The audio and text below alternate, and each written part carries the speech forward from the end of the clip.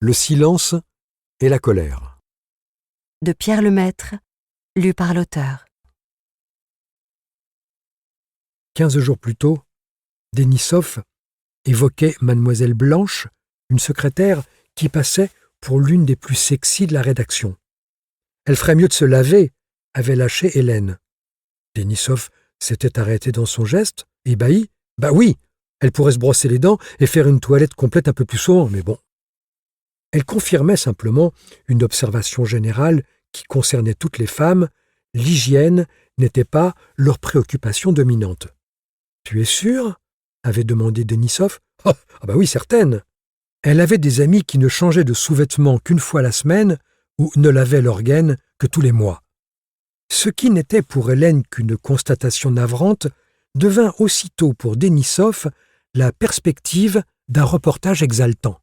En moins d'un quart d'heure, il lui avait ouvert un crédit pour l'emploi pendant une semaine de 5 filles chargées d'un questionnaire, 20 chacune, 100 femmes à qui on poserait les mêmes questions, mais sans éveiller leur méfiance.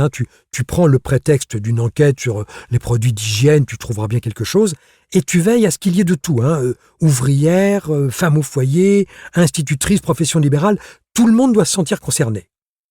Il lui avait donné une semaine de plus pour rédiger une série de 5 articles, sans qu'elle s'en rende compte, il venait de la faire passer au rédactionnel, ce qu'elle avait toujours refusé, et aux enquêtes sociales dont son frère rêvait sans y parvenir. Denisov, fine mouche, avait dit à Hélène « Tu devrais prendre un pseudonyme ».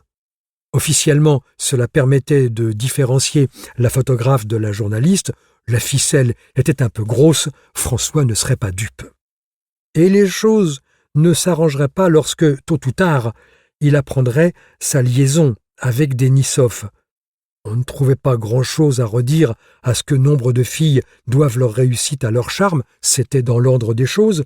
Cela mettait pourtant Hélène mal à l'aise parce que, dans son cas, c'était à la fois vrai et faux. Vrai parce que Denisov ne lui aurait jamais proposé ce reportage si la conversation n'avait eu lieu dans la chambre d'hôtel où il se retrouvait régulièrement. Et faux parce que Denisov consacrait sa vie entière au journal. Rien, à ses yeux, n'avait plus d'importance et qu'il n'aurait jamais confié une telle enquête à Hélène s'il ne l'avait pas cru capable de la mener à bien.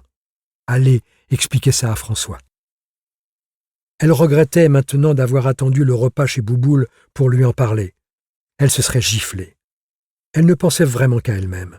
Comment avait-elle pu imaginer tenir pareille conversation en présence de ce pauvre Jean que, ces derniers temps, elle avait vu si torturé?